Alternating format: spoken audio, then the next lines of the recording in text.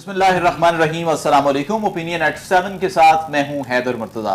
नाज़रीन, अमरीकी सदर डोनाल्ड ट्रंप वैसे तो गुज़िश्ता हफ्ते किसी और वजह से पाकिस्तान में खबरों में रहे और वो यकीनन आप जानते हैं पाकिस्तान और भारत के माबैन तसादुम सीज फायर पर उसका इख्तिताम हुआ और उसकी खबर हमें डोनाल्ड ट्रंप ने दी। लेकिन आज हम डोनाल्ड ट्रंप के दौरे की बात करेंगे, उनके खलीज के दौरे की, सऊदी अरब के दौरे की, कतर के दौरे की। और सऊदी अरब वो मुल्क है कि इस मरतबा डोनाल्ड ट्रंप ने आने हुकूमत संभालने के बाद सरकारी दौरा सबसे पहले जिस मुल्क का किया है वो सऊदी अरब ही है। इस दौरे के दौरान व्हाइट हाउस की वेबसाइट के मुताबिक 600 अरब डॉलर की मजमूई तौर पर जो इन्वेस्टमेंट है वो डोनाल्ड ट्रंप ने हासिल की है सऊदी अरेबिया से। कोशिश करेंगे हम कि आज के प्रोग्राम में हम ऑपरेशन बुनियान मरसूस के बाद जो मुल्क की अंदरूनी सूरत हाल है, बिलखुसूस सियासी सूरत हाल, उस पर भी गुफ्तगू करें। मैं आज के मुअज़्ज़ज़ मेहमान गिरामी का तारफ़ करवाता चलूँ। आज मेरे साथ मौजूद हैं सीनियर तज्ज़ियाकार और सहाफ़ी जनाब ज़मीर आफाकी साहब। ज़मीर साहब, आपका बेहद शुक्रिया, आपने वक्त दिया। मेरे साथ मौजूद हैं मेंबर कंटोनमेंट बोर्ड लाहौर जनाब कर्नल अकबर भट्ट साहब, आपका भी शुक्रिया, आपने वक्त दिया। डोनाल्ड ट्रंप गजा के हवाले से एक टेक ओवर प्लान भी पहले दे चुके हैं जिसमें उन्होंने कहा था कि गजन्स जो हैं उनको किसी मुल्क में शिफ्ट कर दिया जाए और वहाँ रियल एस्टेट के हवाले से उन्होंने बात की कि वहाँ पर डेवलपमेंट होनी चाहिए। तो आप क्या समझते हैं कि ये जो शराकतदारी है वो पहले तो अरब मुल्कों ने इसे स्ट्रेट फॉरवर्डली रिजेक्ट कर दिया था, तो ये जो शराकतदारी बढ़ रही है ये ट्रंप को मजबूर करेगी कि वो टेक ओवर प्लान से हट जाएं या फिर ये ममालिक उस जानिब बढ़ेंगे?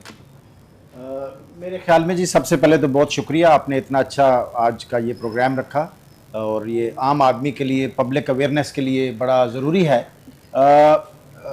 गज़ा को टेक ओवर करने का प्लान ट्रंप ने दिया था और जिसके ऊपर मुस्लिम दुनिया ने बड़ा रेजिस्ट किया और रेजिस्ट बातचीत से किया जी।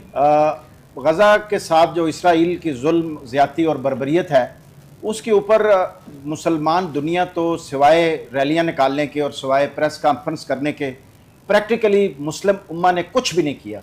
और अपने जो फ़लस्तीन के हमारे बहन और भाई हैं, जज्बात ज़रूर रहे हैं हमारी अवाम के तो बहुत ज़्यादा और पाकिस्तानी अवाम के तो बहुत ज़्यादा जज्बात रहे हैं। पाकिस्तानी अवाम तो अल्हम्दुलिल्लाह मैं अक्सर कहता हूँ कि बड़ी गयूर बहादुर हमारी कौम है, हमारी अवाम बहुत बहादुर है, बड़ी तकड़ी अवाम है अल्हम्दुलिल्लाह। हम जहाँ भी इंटरनेशनल तौर पर जहाँ भी हमारी अवाम की, हमारे इदारों की रिप्रेजेंटेशन होती है, स्पेशली हमारी जो दिफाई इदारे कहीं भी जाते हैं यूनाइटेड नेशंस में, तो उनकी बड़ी एक स्टैंडिंग होती है, बड़े वो नुमायाँ होते हैं हर जगह के ऊपर।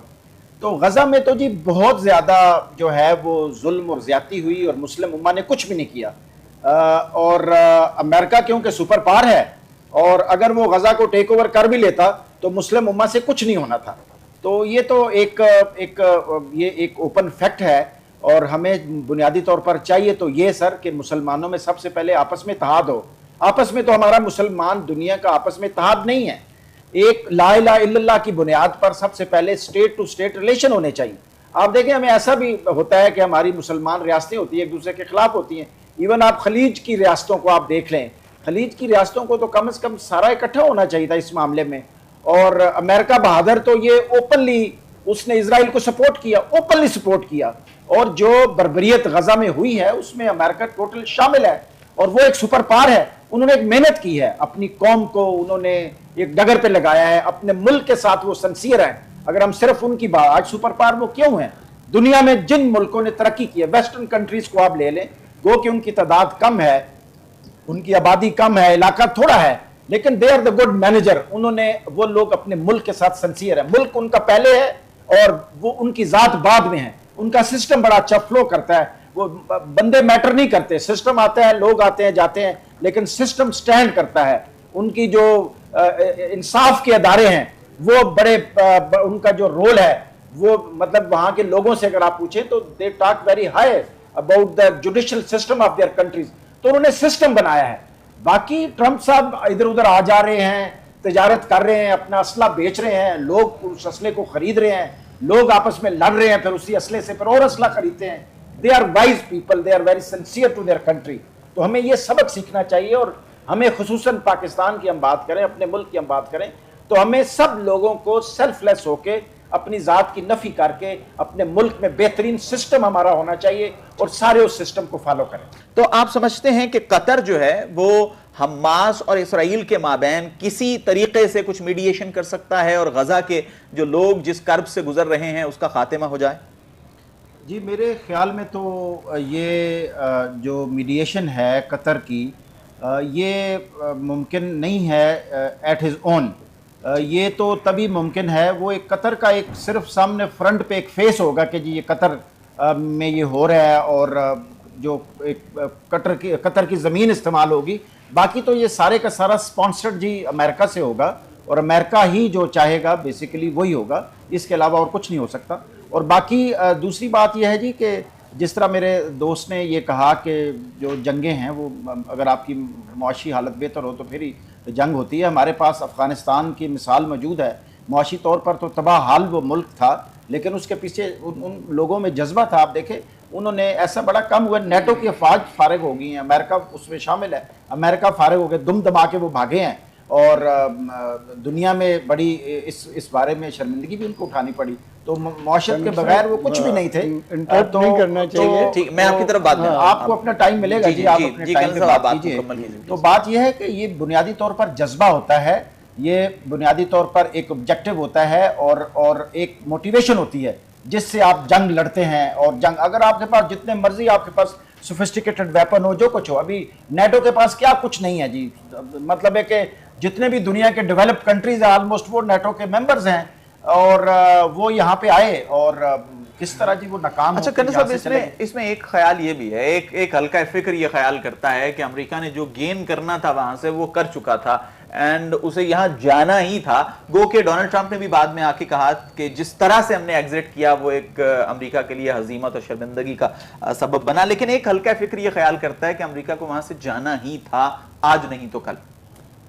जी, बात यह है कि एक लोगों की अपनी अपनी सोच है। जैसे मेरे फाजिल मेंबर जो हैं वो मेरे से इख्तलाफ करते हैं कि जी जंग जो है वो मुआशी हालत बेहतर हो तो तभी लड़ी जाती है। इनकी सोच है, मेरी अपनी सोच है, आपकी अपनी सोच होगी, इसी तरह कुछ और लोगों की। हकीकत ये है कि वो इस तरह कभी भी वहाँ से जाना नहीं चाहते थे। वो वहाँ पे आए, उन्होंने बड़ा अपना जो है हर लिहाज से नुकसान भी हुआ, उनकी मईशत का नुकसान हुआ, उनकी लोगों का नुकसान हुआ, लेकिन वहाँ से वो जीत नहीं सके जी। वो बड़ी उनको नदामत हुई, यानी उनको एक ऑनरेबल एग्जिट जिसको कहते हैं ना जी, ऑनरेबल एग्जिट उनको वहां से नहीं मिला। बिल्कुल कोई ऐसे हालात नहीं मिल सके जी। तो बात यह है कि जब विक्ट्री नहीं है, देखिए उनकी मर्जी से वहां कुछ भी नहीं हुआ जी। ना वो अपनी मर्जी से हुकूमत ला सके, ना वो अपनी मर्जी से लोगों को साथ में ला सके, ना वो लड़ाई को ख़त्म कर सके, ना उसमें कोई और वो पॉजिटिव रोल अदा कर सके।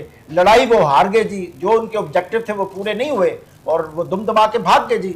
तो बात यह है कि जो अभी देखें हमारी पाकिस्तानी कौम अल्हम्दुलिल्लाह, हमारी मुआशी हालत क्या है जी, दुनिया मजाक उड़ाती है हमारा। IMF के सामने जो है वो हम हाथ फैलाते हैं। अपना इंटरनल हमारा जो मैनेजमेंट सिस्टम है वो बड़ा कमज़ोर है। यानी हमारे इदारों में, आप किसी प्राइवेट इदारे में चले जाएं, वहाँ पे अवाम को काम शाम पड़ता है तो ना इज्जत होती है ना काम होता है, अवाम की टैक्स के पैसे की लूट मार है, एक चंद लोग हैं जी वो खा पी रहे हैं। तो बात यह है कि आपको एक अच्छे मैनेजमेंट जो है, एक अच्छी मैनेजमेंट होनी चाहिए और अपने मुल्क के साथ आपको मुखलिस होना चाहिए। और जब आप मुल्क के साथ मुखलिस, हमारी इकॉनमी ख़राब है, इसमें कोई नहीं है, हम अपना मुल्क कर्जों पे चला रहे हैं, लेकिन अल्हम्दुलिल्लाह हमारा एक इदारा है, हमारा जो दिफाई इदारा है अल्हम्दुलिल्लाह, उसने आप देख लें तारीख रकम कर दी है। प्रोफेशनली इतना एक्सीलेंस वो गया है अरूज पे अल्हम्दुलिल्लाह। उसने अपनी वो जो ताकत पकड़ी है अल्हम्दुलिल्लाह, और उसने दुनिया को हैरान कर दी है। और हमने तो अभी तो खित्ते में अल्हम्दुलिल्लाह, हम अल्लाह का शुक्र है कि अभी खित्ते में पाकिस्तान की जो मिलिट्री ताकत है वो नंबर 1 है। तो हमारी तो इकानमी नहीं थी जी, हमारी अपनी ज़ाती मिसाल है। ये इंडिया में साथ ही जो उनके वज़ीर आज़म साहब हैं वो अपने पब्लिक जलसों में, पब्लिक गैदरिंग में इधर उधर वो मजाक उड़ाते थे हमारा। उनके जो मीडिया में लोग हैं वो हमारा मजाक उड़ाते थे। तो वो तो ज़मानी बातें थी ना जी, इकानमी ठीक है जी उनकी हमसे बेहतर है, लेकिन हमने उनको नाको चने चबवा दिए। तो लिहाजा जज्बा होना चाहिए जी। मईशत जो है ना वो कहते हैं मोमिन है तो बेतेज भी लड़ता है सिपाही। तो इंशाल्लाह ताला जो है वो कतर की जैसे आपने बात की तो वो मीडिएशन का रोल अदा करेगा, लेकिन जी वो किसी के कहने पे करेगा, उसकी अपनी कोई से या नो हो नहीं है जी। इस तरह है कि सबसे पहले तो जिस तरह मेरे जो फाजिल दोस्त हैं उन्होंने बात की मुल्कों को अपना मफाद देखना चाहिए, बिल्कुल देखना चाहिए, इसमें कोई शक नहीं है, हर मुल्क अपना मफाद देखता है।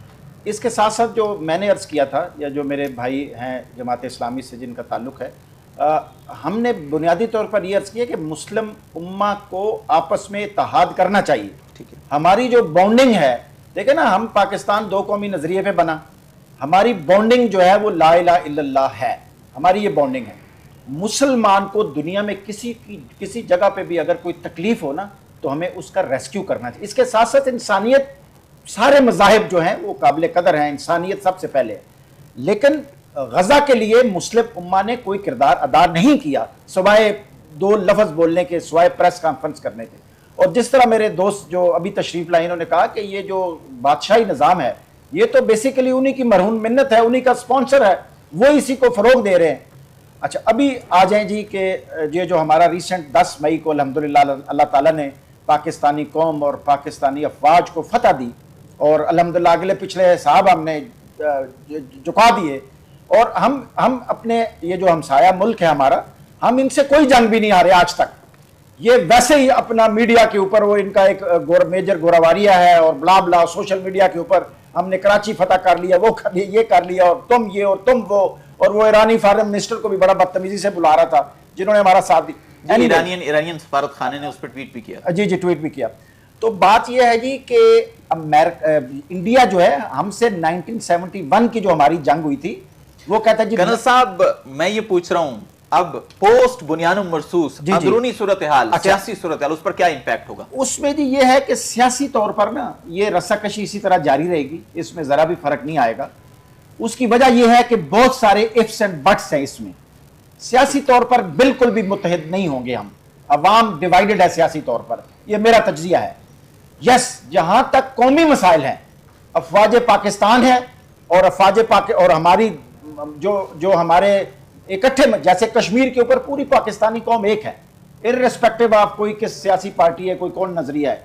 इसी तरह इंडिया के खिलाफ जब भी कभी इस तरह का मौका दोबारा आया, तो कौम हमारी एक ही होगी अल्हम्दुलिल्लाह। और इस कौम ने यह दिखाया है कि हम एक हैं, हम अपनी फौज के साथ हैं अल्हम्दुलिल्लाह। जहां तक सियासी मामलात का ताल्लुक, सियासी मामलात हमारे बहुत ज्यादा पोल्यूटेड हैं, बहुत ज्यादा नाइंसाफी है हमारे सियासी मामलात में। मतलब ऐसा कभी हुआ है जी, अवाम वोट इधर दे रही है, वोट निकल उधर रहा है, ये तो पाकिस्तानी अवाम को पता है, ये गलत बात है जी। फिर मीडिया की आज़ादी होनी, जबान पे पाबंदी नहीं होनी चाहिए जी।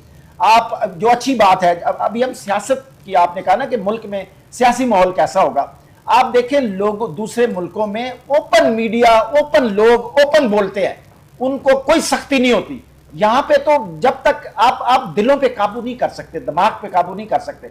आपने एक सिस्टम बना, एक सिस्टम है, सारे उसको फॉलो करें, तमाम कानून सबसे आला हो। यहां पे जुडिशरी को आपने हमेशा तब्दील किया अपनी मर्जी से, 26वीं आईनी तरमीम करके अपनी मर्जी से जनाब ओहदे भी बढ़ा दिए, साल भी बढ़ा दिए, आईनी बेंच भी बना दिया, अपने बंदे, मतलब उसको एक सियासत बना दिया कि सियासी जो है वो लोग जितने इकट्ठे होंगे, जितने ज्यादा होंगे, तो वो चीफ जस्टिस होगा और वो बुला। तो अवाम में डिस्पॉन्डेंसी है सियासी तौर पर। अवाम इंप्रूवमेंट चाहते हैं। अवाम जब इंसाफ होगा, याद रखें, जब साफ होगा और शफाफ काम होगा, और मिडिल क्लास के लोग आगे आएंगे, मिडिल क्लास के, दरमियाना तबका। अभी तो दरमियाना तबका पीछे खड़ा है जी, इदारे मार रहा है। सारे हरावल दस्ते में कौन है? हरावल दस्ते में सारे के सारे फ्यूडल्स हैं। जब तक फ्यूडल्स होंगे तो उस वक्त तक बेहतरी नहीं आएगी। जावेद कसूरी साहब, आपका बेहद शुक्रिया, आपने वक्त दिया। ज़मीर आफाकी साहब, आपका भी शुक्रिया। जनाब कर्नल रिटायर्ड अकबर भट्ट साहब, मैं आपका बेइंतहा शुक्रगुजार हूं कि आपने वक्त दिया और तशरीफ लाए। आज के प्रोग्राम का इख्तिताम करते हैं, और मैं इसी दुआ के साथ ही इख्तिताम करूंगा कि 10 मई को जिस यगानगत का, जिस वहदत का, जिस इत्तेहाद का, जिस मोराल का, जिस करेज का, जिस हौसले का हमने मुजाहिरा किया है, अल्लाह करे कि वो आने वाले दिनों में भी इसी तरह रहे। हैदर मुर्तज़ा को इजाज़त दीजिए। खुदा हाफिज़।